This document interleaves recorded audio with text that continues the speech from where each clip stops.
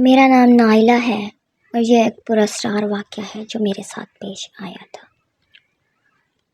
میری عمر ابھی 20 سال تھی کہ میری سوتیلی ماں نے میری شادی کر دی۔ وہ جیسی بھی تھی مگر میرے لیے اس نے اچھا ہی سوچا تھا۔ میرے شوہر انگلینڈ میں اپنی فیملی سمیت رہتے تھے، میں بھی نکاح کے 6 ماہ بعد رخصت ہو کر انگلینڈ آ گئی۔ میں بنیادی طور پر ایک گھریلو عورت تھی، مگر شوہر کے کہنے پر میں نے اسکول میں جاب شروع کر دی۔ اللہ نے مجھے 2 بچوں سے نوازا۔ میری ساس گھر پہ ہی ہوتی تھی اور بچوں کی دیکھ بھال بآسانی کر لیتی تھی۔ بڑی بیٹی ہانیہ 4 سال کی اور چھوٹی بیٹی شائنہ 6 ماہ کی ہوئی تھی۔ انہی دنوں میری ساس کی طبیعت خراب رہنے لگی، مگر وہ ظاہر نہ ہونے دیتی تھی۔ اکثر ہانیہ شکایت کرتی کہ دادو کمرے میں کسی سے بات کرتی ہیں۔ میں اس کو چپ کروا دیتی کہ فون پہ بات کرتی ہوں گی۔ وقت گزرتا گیا اور میری چھوٹی بیٹی 2 سال کی ہو گئی۔ ان دنوں ساس بے حد بیمار ہو گئی، حتیٰ کہ وہ کسی سے بات بھی کرنا چھوڑ گئی۔ میں اس صورتحال سے کافی پریشان تھی۔ ڈاکٹر نے انہیں ہسپتال میں داخل کر لیا۔ میں نے اسکول سے چھٹیاں لے لی اور گھر اور بچوں کے ساتھ ساس کا بھی خیال رکھنے لگی، مگر وہ نہ بچ سکی اور ایک شام خاموشی سے اس دنیا کو چھوڑ گئی۔ مرنے سے 1 دن پہلے انہوں نے مجھے اپنے پاس بلایا اور اشارے سے قریب آنے کو کہا۔ میں نے ان کے منہ کے قریب جا کر سنا تو وہ بولی، یہاں سے چلے جاؤ، یہاں مت رہنا۔ ان کی آواز میں نہ جانے کیا تھا کہ میں لرز کر رہ گئی۔ شوہر سے ذکر کیا تو وہ بولے، ہسپتال سے جانے کا کہتی ہوں گی۔ ان کو ہسپتال اور دواؤں سے بہت الرجی تھی، اس لیے میں بھی یہی سمجھ بیٹھی، مگر میں نہیں جانتی تھی کہ وہ ہم سے کیا کہنا چاہتی تھی۔ اگلے دن ان کی موت سے ہمارا پورا گھر افسردہ ہو گیا۔ 1 ماہ ان کو پاکستان لانے اور تدفین وغیرہ میں لگ گیا۔ واپس گھر پہنچی تو نوکری کی فکر ہوئی۔ شوہر سے بات کی کہ نوکری چھوڑ دی جائے تو وہ بولے، اب بچے بڑے ہو رہے ہیں، اسکول میں تم ہوگی خود تو ان کی فکر نہیں ہوگی۔ میں ابھی سوچ میں پڑ گئی۔ ہانیہ تو میرے ساتھ ہی اسکول جاتی تھی، مگر شائنہ ابھی چھوٹی تھی، اس کے لیے ڈے کیئر کا انتظام بھی نہیں کیا جا سکتا تھا۔ پڑوسن ایک اچھی عورت تھی، اس کے پاس چھوڑ کر میں پہلے دن اسکول گئی۔ طویل غیر حاضری کے بعد کام کا لوڈ تھا، آتے آتے شام کے 4 بج گئے۔ بھاگم بھاگ بڑی بیٹی کو لیے پڑوسن کے پاس آئی، دیکھا تو شائنہ سو رہی تھی۔ بہت شکریہ ادا کیا۔ پڑوسن نے چائے پہ روک لیا، چائے کی طلب بھی ہو رہی تھی، میں بیٹھ گئی۔ اس کا نام سارہ تھا اور وہ بھی مسلم تھی۔ اس کے 2 بیٹے تھے جو اسکول جاتے تھے۔ سارہ نے بچوں کے لیے ایک آیا رکھنے کی تجویز دی۔ وہ ایک کمپنی کو جانتی تھی جہاں سے کوئی لڑکی کی خدمات حاصل کی جا سکتی تھی۔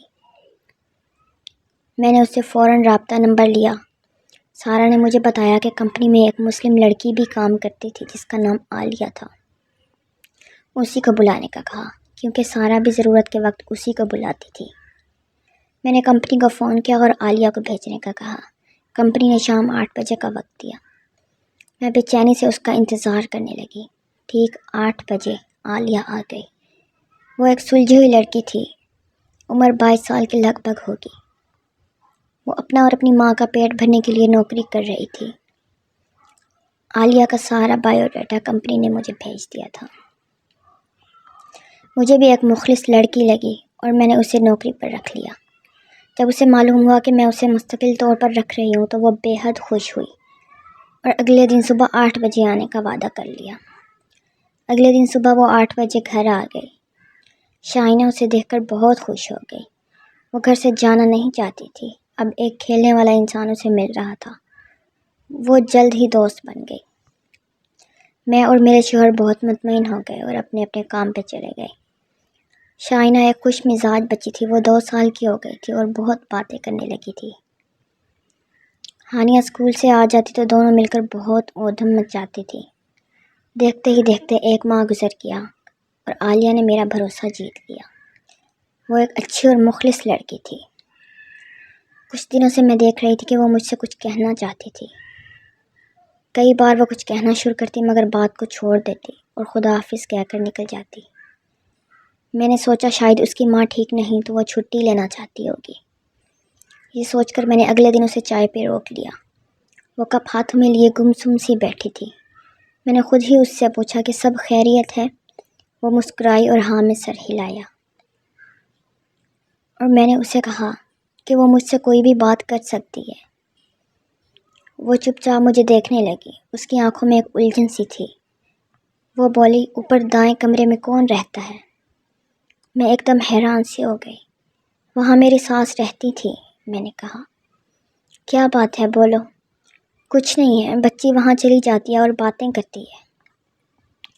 میں سوچ میں پڑ گئی۔ وہ اجازت لے کر چلی گئی۔ رات کو شوہر سے یہ بات کی تو وہ بولے، تم بھی کیا فضول باتیں سوچنے لگی ہو؟ شائنہ امی سے بہت قریب تھی، ان کی تصویر سے باتیں کرتی ہوگی۔ مجھے بھی سن کر سکون سا ہو گیا، واقعی ایسا ہی تھا، اماں اس سے بہت لاڈ کرتی تھی۔ اگلے دن میں نے عالیہ کو بھی سمجھا دیا، وہ بھی مطمئن ہو گئی۔ اس شام ہماری شادی کی سالگرہ تھی اور ہم نے باہر کھانا کھانے کا پلان بنا رکھا تھا۔ میں نے عالیہ سے بات کر لی کہ وہ رات 11 بجے تک بچوں کے پاس ہی رک جائے۔ ہماری کوشش تھی کہ ہم جلد گھر آ جائیں گے۔ وقت مقررہ پر عالیہ گھر آ گئی، شام کے 6 بجے تھے۔ بچیاں ٹی وی پہ کارٹون دیکھ رہی تھی۔ میں نے عالیہ کو سب اوقات سمجھا دیے کہ بچیوں کو 8 بجے سونے کے لیے اوپر ان کے کمرے میں لے جائے، اور وہ کھانا کھا چکی ہے، اور عالیہ کے لیے فریج میں کھانا موجود ہے جو وہ کھا لے، اور ایمرجنسی طور پہ وہ مجھے یا میرے شوہر کو فون کر سکتی ہے۔ مگر میں نہیں جانتی تھی کہ میں اس کی زندگی کو داؤ پہ لگا کر جا رہی تھی۔ ہمارے جانے کے بعد عالیہ نے دروازے بند کر دیے اور تمام کھڑکیاں بھی چیک کر لی۔ باقی کے واقعات عالیہ نے مجھے بتائے، اسی کی زبانی سنیے۔ مسٹر اور مسز احمد کے جانے کے بعد میں بچیوں کے پاس آ گئی۔ ان کا کھیلنے کا موڈ تھا، چنانچہ میں ان کے ساتھ کھیلتی رہی۔ ٹھیک 8 بجے میں نے ان کو دودھ کا گلاس دینے کے بعد سونے کے لیے اوپر ان کے کمرے میں لے گئی۔ اوپر کی منزل پر 3 بیڈ روم تھے۔ دائیں جانب والا پہلا کمرہ مسز احمد کی ساس یعنی ہانیہ کی دادی کا تھا۔ دوسرا ماسٹر بیڈ روم تھا جو والدین کے استعمال میں تھا۔ دوسری جانب بچیوں کا کمرہ تھا۔ بچیوں کا کمرہ خاصا کھلا تھا، ایک طرف دونوں بیڈ لگے تھے اور بچیوں کے کپڑوں کی الماری تھی۔ سامنے کے حصے میں قالین بچھا کر کھلونے کے ریک رکھے تھے اور ایک چھوٹا سا خیمہ لگا تھا، یہ کھیلنے کی جگہ تھی۔ بچیاں خیمے میں بہت خوشی سے کھیلتی تھیں۔ اس میں ٹارچ لائٹ اور کچھ کھلونے تھے، نیچے ایک نرم گدا بچھا ہوا تھا۔ بچیوں کے بستر ٹھیک کرنے کے بعد ان کو بستر پر لٹا دیا۔ ہانیہ کا سونے کا ارادہ نہیں تھا، بلکہ وہ کہانی سننا چاہتی تھی۔ میں نے ایک کہانیوں کی کتاب کھلونوں کے ریک سے نکالی جو ہانیہ کی پسندیدہ تھی، اور میں اسے کہانی سنانے لگی۔ اسی دوران میں شائنہ سو گئی تھی۔ ہانیہ کو شب بخیر کہہ کر میں نے دروازہ بند کیا اور نیچے آ گئی۔ گھڑی کی سوئیاں 9 بجا رہی تھی۔ مجھے کچھ بھوک بھی لگ رہی تھی۔ میں نے فریج میں دیکھا تو پاستا اور ایک پیزا موجود تھا۔ میں نے پیزا کے 2 سلائس کاٹے اور گرم کرنے کے لیے اوون میں رکھ دیے۔ گھر میں ایک عجیب سی خاموشی تھی، مجھے گھبراہٹ سی ہونے لگی تو ماں کو فون ملایا، ان سے بات کر کے کافی سکون ملا۔ ان سے اپنی گھبراہٹ کا ذکر کیا تو وہ بولی، اکثر نئی جگہ پہ ایسا ہوتا رہتا ہے، تم پریشان نہ ہو، 2 گھنٹے میں گھر والے آ جائیں گے تو تم بھی آ جانا گھر، میں تمہارے انتظار میں جاگ رہی ہوں۔ یہ بات سن کر مجھے بھی حوصلہ ہوا، واقعی میں خواہ گھبرا رہی تھی۔ فون بند کر کے میں وہیں کھڑی سوچ رہی تھی کہ اچانک اوون بند ہو گیا۔ میں نے اوون سے پیزا نکال کر فریج سے ایک سوڈا کین لے کر لاؤنج میں آ گئی۔ ٹی وی لگانے کے لیے جب ریموٹ کے لیے نظر دوڑائی تو وہ کہیں نظر نہ آیا۔ میں نے صوفہ، کشن، میز کے نیچے ہر جگہ تلاش کیا، مگر اسے نہ ملنا تھا اور نہ ملا۔ تھک کر میں صوفے پہ بیٹھ گئی اور پیزا کھانے لگی۔ ابھی میں نے 2-3 نوالے ہی کھائے ہوں گے کہ مجھے ہنسنے کی آوازیں سنائی دی۔ میں نے پلیٹ میز پر رکھ کر سیڑھیوں کے پاس آ کر کان لگائے۔ اسی وقت دوبارہ ہنسی کی آواز سنائی دی۔ یہ دونوں ابھی سوئی نہیں ہیں، میں دل میں کہتی ہوئی اوپر آ گئی۔ کمرے کا دروازہ کھلا تھا، جبکہ مجھے یاد پڑتا تھا کہ میں اسے بند کر کے گئی تھی۔ میں نے آہستہ سے دروازہ کھولا۔ کمرے میں نائٹ لیمپ کی نیلی روشنی پھیلی ہوئی تھی۔ چھوٹی بیٹی شائنہ اپنے بستر پر بے خبر سو رہی تھی، لیکن ہانیہ کا بستر خالی تھا۔ میں نے نظر گھمائی تو خیمے میں روشنی نظر آئی، ساتھ ہی ایک بچے کا سایہ بھی تھا۔ میں خیمے کی طرف گئی اور نیچے بیٹھ کر اسے کھولنے لگی۔ ہانیہ ساتھ ہی دھیرے سے آواز بھی دینے لگی۔ آپی میں یہاں ہوں، مجھے اپنے پیچھے سے آواز آئی۔ میں نے بیٹھے بیٹھے گردن گھما کر دیکھا تو ہانیہ بیڈ کے نیچے تھی۔ اس نے اشارہ کیا کہ وہ خیمے میں نہیں ہے۔ میرا دماغ چکرا کر رہ گیا۔ میں نے آگے بڑھ کر خیمہ کھول کر دیکھا، اس میں کوئی نہیں تھا اور ٹارچ جل رہی تھی۔ میں گھبرا کر اٹھ کھڑی ہوئی، مجھے کچھ سمجھ نہیں آ رہا تھا۔ میں نے شائنہ کو سوئے ہوئے ہی گود میں اٹھایا اور ہانیہ کا ہاتھ پکڑ کر نیچے چلی گئی، مگر ہانیہ نے ہاتھ چھڑا کر واپس اوپر کی طرف جانا چاہا۔ میں نے اسے رکنے کو کہا۔ شائنہ کو صوفے پہ لٹا کر میں نے اسے بلایا۔ میں واپس جا رہی ہوں سونے کے لیے، اس نے کہا اور سیڑھیاں چڑھنے لگی۔ وہ لارا تھی، میری فرینڈ، اس نے کہا تو میں سناٹے میں رہ گئی۔ تم بستر کے نیچے کیوں تھی؟ میں نے پریشانی سے پوچھا۔ اس کی مما آ گئی تھی، وہ مجھے اچھی نہیں لگتی، ڈراتی ہیں۔ میرا دماغ چکرا رہا تھا۔ خیمے میں ضرور کوئی تھا، کون تھا وہ، یا میرا وہم تھا؟ مجھے کچھ سمجھ نہیں آ رہی تھی۔ اس دوران ہانیہ اوپر چلی گئی اور میں ساکت بیٹھی چھوٹی کو دیکھتی رہ گئی۔ جو کچھ بھی تھا اس کا واسطہ اوپر کی منزل سے تھا، میرا وہم تھا یا حقیقت؟ ہانیہ کو نیچے لے آتی ہوں جب تک ان کے والدین نہیں آ جاتے، یہ سوچ کر میں ایک نظر سوئی ہوئی شائنہ پر ڈال کر اوپر جانے لگی۔ راہداری روشن تھی، دائیں جانب کے کمرے کا دروازہ کھلا تھا۔ یہ وہی کمرہ تھا جہاں احمد صاحب کی والدہ رہتی تھی۔ یہ کمرہ اس دن سے ہمیشہ مقفل کیا جاتا تھا جب سے چھوٹی بیٹی شائنہ وہاں باتیں کرنے لگی تھی۔ یہ دروازہ کیوں کھول دیا ہانیہ نے؟ یہ سوچتے ہوئے میں کمرے کے پاس آ گئی۔ ہانیہ کہاں ہو آپ؟ میں نے آواز دی اور ساتھ ہی دروازہ کھولا۔ کمرے میں اندھیرا تھا۔ میں نے لائٹ کا بٹن تلاش کیا، بٹن دباتے ہوئے میں نے الماری میں آہٹ سنی۔ کمرہ خالی تھا، کمرے کے وسط میں بیڈ بچھا ہوا تھا، دوسری طرف ایک الماری تھی، آہٹ وہیں سے سنائی دی تھی۔ میں پریشانی سے الماری کی طرف گئی۔ ہانیہ آپ یہاں ہو؟ میں نے اس کے ہینڈل کو چھوا، اسی وقت میرے پاؤں پر کسی نے ہاتھ رکھا۔ ہانیہ ہمیشہ بیڈ کے نیچے چھپ کر کھیلتی تھی۔ میں نے دیکھے بنا ہی کہا، یہ کھیلنے کا وقت نہیں ہے۔ اسی دم پیچھے سے آواز آئی، آپی میں یہاں ہوں۔ میں نے جھٹکے سے مڑ کر دیکھا تو ہانیہ دروازے میں کھڑی تھی۔ تو یہ ہاتھ کس کا تھا؟ میں نے نیچے دیکھا تو ایک سفید سا بازو نظر آیا اور میرے حلق سے چیخ نکل گئی۔ میں بری طرح دوڑتی ہوئی نیچے آ گئی۔ ہانیہ میرے ساتھ تھی۔ میں اس گھر میں نہیں رہ سکتی تھی، مجھے جانا ہوگا۔ چلو بچوں، ہمیں جانا ہوگا ابھی، میں نے ہانیہ سے کہا اور شائنہ کو اٹھانا چاہا، مگر صوفہ خالی تھا، شائنہ وہاں نہیں تھی۔ شائنہ کے غائب ہو جانے سے میری حالت غیر ہو گئی۔ میں چیخ چیخ کر اسے آوازیں دینے لگی۔ ہانیہ بھی ڈر گئی تھی۔ مجھے کوئی جواب نہ ملا تو میں صوفے پہ گر کر رونے لگی۔ میرا ذہن معاف ہو گیا تھا۔ ہانیہ مجھ سے لگ کر رونے لگی۔ اسے روتا دیکھ کر میں نے خود کو سنبھالا۔ مجھے ہمت کرنی ہوگی، اسے کچھ نہیں ہو سکتا۔ میں ان بچوں کی نگران تھی، میں انہیں کچھ نہیں ہونے دے سکتی تھی۔ چاہے کچھ بھی ہو جائے، مجھے بچیوں کی حفاظت کرنی ہوگی۔ میں نے آنسو اپنے پونچھ ڈالے، ہانیہ کو ساتھ لپٹا لیا، اس کو تسلی دی اور کہا کہ ہمیں شائنہ کو ڈھونڈنا ہے، ہم اسے پورے گھر میں تلاش کریں گے، وہ کہیں نہیں جا سکتی، وہ یہیں ہوگی اسی گھر میں۔ یہ سب سمجھانے کے بعد ہم نے شائنہ کو ڈھونڈنا شروع کر دیا۔ نیچے ڈرائنگ روم اور ٹی وی لاؤنج کے علاوہ ایک اور اسٹڈی روم بھی تھا۔ میں وہاں گئی، ہانیہ بھی میرے پیچھے پیچھے تھی۔ پورا کمرہ خالی تھا، وہاں کوئی نہیں تھا۔ میں نے شائنہ کو آواز دی مگر کوئی جواب نہ ملا۔